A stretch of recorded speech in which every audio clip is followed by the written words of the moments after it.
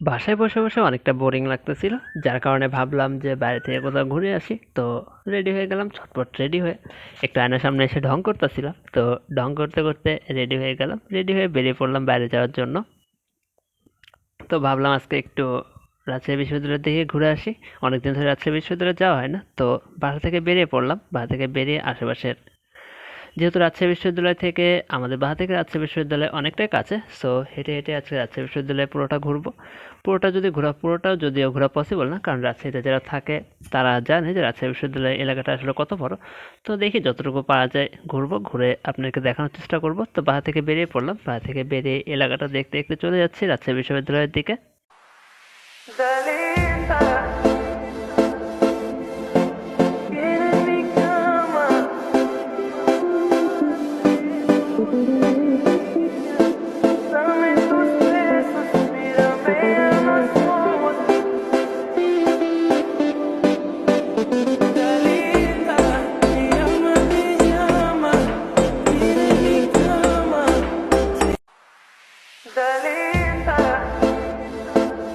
তো দেখতে দেখতে চলে আসলাম রাজশাহী বিশ্ববিদ্যালয় এলাকার ভিতরে। যেহেতু আগে বলেছিলাম আমাদের বাসা থেকে রাজশাহী বিশ্ববিদ্যালয় অনেকটাই কাছে, তো হেঁটে হেঁটে চলে আসছি রাজশাহী বিশ্ববিদ্যালয়ের দিকে। এদিকে হেঁটে আস্তে আস্তে এই জঙ্গল, এদিকে ভিতরে যে একটা রাস্তা আছে, রাস্তা দিয়ে চলে যাচ্ছি রাজশাহী বিশ্ববিদ্যালয়ের যে স্টেডিয়াম আছে সামনে, স্টেডিয়ামটার দিকে। তো এ পাশে যে জঙ্গলটা দেখতে পাচ্ছেন, বা জঙ্গলে অনেক গাছপালা দেখতে পাচ্ছেন, তো এ জায়গায় একটা কথা প্রচলিত আছে, এ জায়গায় নাকি আগে অনেক পশু পাখি থাকতো, অনেক পশু পাখি এখানে বসবাস করতো। তো যতদিন যে গেছে মানুষের ঘনবসতি এখানে বাড়ছে, এখানে অনেক বাড়িঘর হয়েছে বা অনেক দোকানপাট হয়েছে, যার কারণে নাকি এখন এখানে আর সেরকম পশু পাখি দেখা যায় না। যদিও এটা আমি নিজের চোখে দেখি নাই, এটা মানুষের মুখে থেকে শোনা একটি কথা, জানি না কতটুকু সত্য। তো যতটুকু জানি ততটুকু আমি আপনাকে বললাম। তো আশেপাশের গাছপালা, আশেপাশের সুন্দর পরিবেশ দেখতে দেখতে হেঁটে হেঁটে চলে যাচ্ছিলাম রাজশাহী বিশ্ববিদ্যালয়ের দিকে।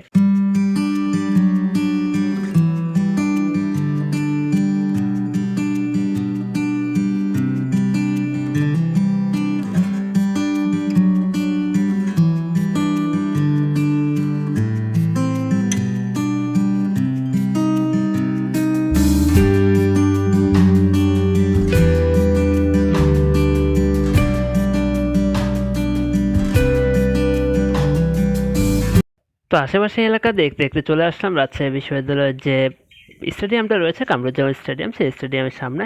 এটা হচ্ছে রাজশাহী বিশ্ববিদ্যালয়ের স্থানীয় একটি স্টেডিয়াম, যেখানে রাজশাহী বিশ্ববিদ্যালয়ের যে ক্রীড়া অনুষ্ঠানগুলো হয় বা যে সকল অনুষ্ঠানগুলো হয় বা খেলাধুলাগুলো, সেগুলো সব এ স্টেডিয়ামে পরিচালিত হয়ে থাকে। তো এই স্টেডিয়ামটার পাশ দিয়ে একটা রাস্তা, স্টেডিয়ামটার পাশ দিয়ে যে রাস্তাটা গেছে, সেই রাস্তাটা ধরে আমি আশেপাশের গাছপালা দেখতে দেখতে যাচ্ছিলাম। তো যেতে যেতে একটি কাপল দেখি এখানে আমার চোখে পড়ে। তারা এখানে বসে অনেকক্ষণ ধরে দেখছিলাম গল্প করতেছিল। তো আশেপাশে সুন্দর পরিবেশ দেখতে দেখতে আমরা চলে যাচ্ছি রাজশাহী যে কেন্দ্রীয় গ্রন্থাগার রয়েছে বা কেন্দ্রীয় লাইব্রেরি রয়েছে, সেই লাইব্রেরির দিকে।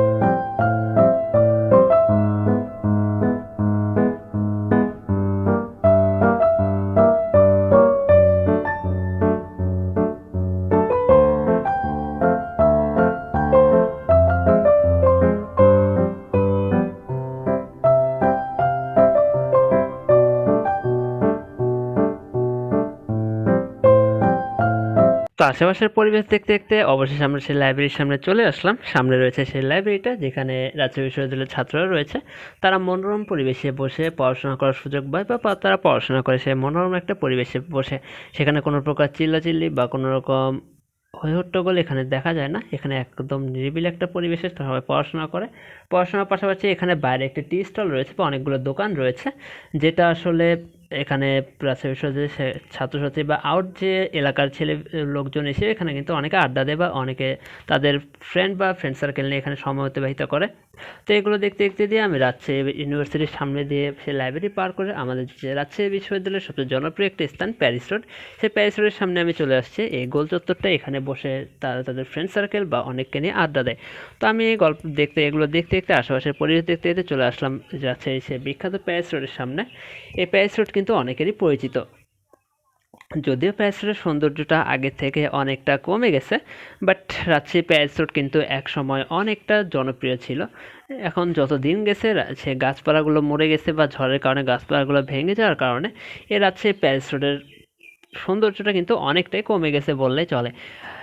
রাজশাহী প্যারিস রোড কিন্তু অনেক জনপ্রিয় একটি স্থান। রাজশাহী বিশ্ববিদ্যালয়ের মধ্যে সবচেয়ে জনপ্রিয় একটি জায়গা হচ্ছে রাজশাহী প্যারিস রোড। এই জায়গাটা যেমন সুন্দর তেমন নিরিবিলি একটি জায়গা। এখানে প্রত্যেকে এসে এখানে ফটোশ্যুট বা বিয়ের যাবতীয় ভিডিও কিন্তু সব এখানে এই রোডটিতে করে। বা রাজশাহী বিশ্ববিদ্যালয়ে যে অনুষ্ঠানগুলো হয়ে থাকে বা ফ্ল্যাশ মুভগুলো হয়ে থাকে সেগুলো কিন্তু সব কিছুই এই প্যারিস রোডে হয়ে থাকে। তো আশপাশের সেই সুন্দর পরিবেশ উপভোগ করতে করতে আমি চলে যাচ্ছিলাম সামনের দিকে।